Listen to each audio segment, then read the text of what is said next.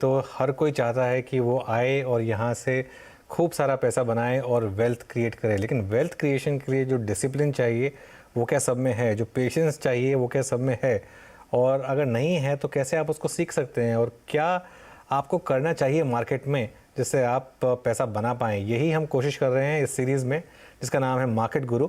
और आज मेरे साथ जुड़ रहे हैं समीर अरोरा, हीलियोस कैपिटल के ओनर हैं ये। और ऑफ कोर्स जो दर्शक काफ़ी टाइम से मार्केट्स को देख रहे हैं वो जानते हैं कि काफ़ी फ्लैम्बॉयंट पर्सनालिटी रखते हैं समीर।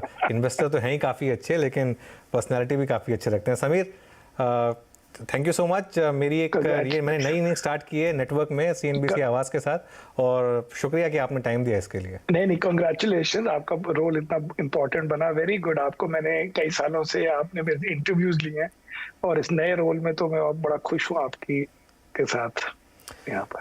तो समीर, क्योंकि आप ग्लोबल मार्केट पर काफ़ी पैनी नज़र रखते हैं और काफ़ी इस समय जो मार्केट में हलचल हो रही है वो ग्लोबल मार्केट को देखकर ही हो रही है। आपने ऐसा पहले देखा है कि इंडियन मार्केट अपने ऑल टाइम हाई से सिर्फ 5 या 6% दूर हो और डाउ जोन्स अपने 52 वीक लोज के करीब हो, तो इसको कैसे समझें? तो मैं 27-28 साल से मार्केट्स में इन्वेस्ट कर रहा हूँ और ऐसा एक भी साल नहीं हुआ जिसमें ऐसा कुछ हुआ हो। मोस्टली हम हाई बीटा मार्केट गिने जाते थे। दैट मीन्स अगर यूएस मार्केट 10% गिरी है तो हम 15 गिरेंगे, और अगर वो 10 बढ़ी है तो शायद हम 12-15 बढ़ते थे। लेकिन ऐसा कभी नहीं हुआ कि उनकी मार्केट गिर रही है और हमारी मार्केट रुपीज में बेसिकली फ्लैट है फॉर द ईयर। तो इससे ये साबित हुआ है कि इंडियन मार्केट में लोकल इन्वेस्टर्स पहली बार, मतलब लास्ट 4-5 सालों से शुरू हुआ है ये, लेकिन they were able to decide on their own कि वो इंडिया में क्या करना चाहते हैं, क्या इन्वेस्ट करना चाहते हैं, और फॉरेनर को देख रहे हैं लेकिन हर वक्त उससे प्रिजनर नहीं बन गए उनके व्यूज के। So this is a very important thing, जो ओवर टाइम इंडियन मार्केट को जो फॉरेनर्स देखेंगे ओवर टाइम, या वर्ल्ड देखेगा, तो इट इज ऑलवेज गुड कि there are two forces, two views. एक फॉरेनर का व्यू, एक डोमेस्टिक का व्यू, एक फॉरेन के फ्लोज, एक डोमेस्टिक का फ्लोज। एंड इस बार इंडियन इन्वेस्टर्स ने बड़ी मेच्योरिटी के साथ ये हैंडल किया और पैनिक नहीं किया और डरे नहीं, और अब तक होल्ड करते रहे जब तक वो उल्टे फिर से ना हो जाए, विच मीन्स कि अगेन खरीदना ना शुरू कर दें, जो मुझे लगता है प्लस माइनस 3-4 महीने में शुरू हो जाएगा फिर से उनकी बाइंग।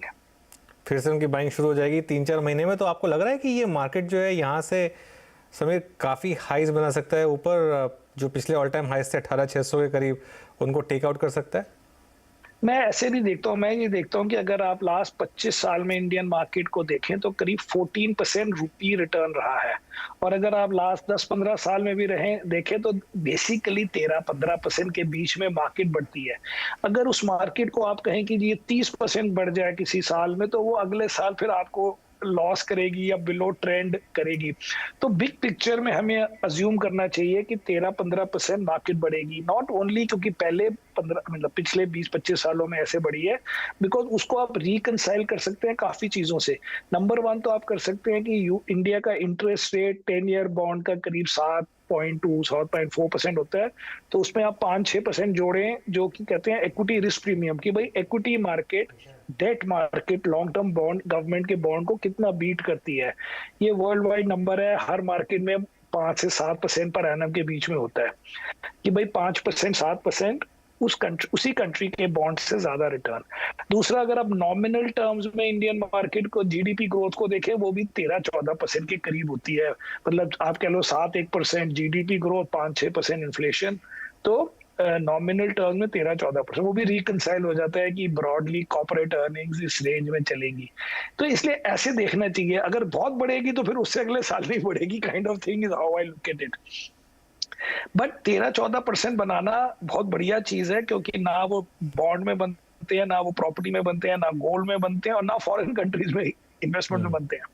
सो लास्ट 25 ईयर्स में इंडिया ने खाली मतलब अच्छा ही नहीं किया, उन्होंने यूएस मार्केट से बेटर किया, चाइना से बेटर किया, एशिया से बेटर किया, जापान से बेटर किया।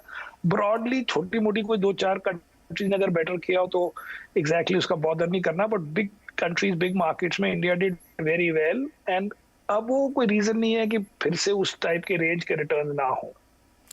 जो आपसे लास्ट बार मैंने बात की थी तो उसमें आपने कहा था कि इंडियन मार्केट जो इन्वेस्टर्स हैं उनको चाहिए कि एनएससी के सामने फ़ोटो खिंचवाएं, वॉरेन बफेट के सामने के साथ खिंचवाने के बजाय, क्योंकि इंडियन मार्केट ने वॉरेन बफेट को भी बीट किया है। ये 14% था करीब, वो डॉलर टर्म्स में बना 10.1% पर एनम, क्योंकि 4% के करीब हमारे करेंसी में जाते हैं। एंड वॉरेन बफेट का लास्ट 25 साल का रिटर्न है 8.9% पर एनम, और यूएस मार्केट का रिटर्न है 8% पर एनम। तो अगर आप एक और तरीके से देखें कि यूएस मार्केट भी 25 साल में 8% per annum in dollar terms दे रही थी, विच मीन 12%। इसलिए 12% 14% को अनरीजनेबल नहीं गिनते हैं, बिकॉज यूएस मार्केट इतने सालों के बाद भी 12-13% रिटर्न दिया है per annum for this. Of course India का बेटर था, इसलिए 13-15 के बीच में अगर आप एक्सपेक्ट करके चलें तो देन आपको ओवर टाइम डिसअपॉइंटमेंट नहीं होगी। एंड एनीवे बाकी ऑल्टरनेट से बेटर होगा, तो अगर और ज्यादा रिटर्न हो गया तो वो भी आपको मिलेगा ही, लेकिन बहुत ज्यादा भी नहीं सोच सकते, but this is a good return अगर कंपाउंड करते जाए तो फिर तो वॉरेन बफेट को भी यहाँ इन्वेस्ट करना चाहिए समीर, वो तो करते नहीं है। वॉरेन बफेट को बिल्कुल करना चाहिए, वो हर वक्त अपनी यूएस की बातें करते हैं, बट एक्चुअली उन्होंने बाहर ज्यादा जाने की कोशिश नहीं की है, जिससे उनका नुकसान हुआ है इफेक्टिवली मेरे हिसाब से। क्योंकि अब बड़ी बड़ी कंपनी तो ले ही सकते थे ना, कोई प्राइवेट सेक्टर बैंक, कोई कंज्यूमर, कोई टेक, ये चीजें इजी टू अंडरस्टैंड है, और उनके स्केल के हिसाब से मे बी 10-20 बिलियन नहीं डाल सकते, लेकिन आपने 1-2 बिलियन डाले होते, वो भी 10-20 बिलियन हो गए होते। ठीक है, तो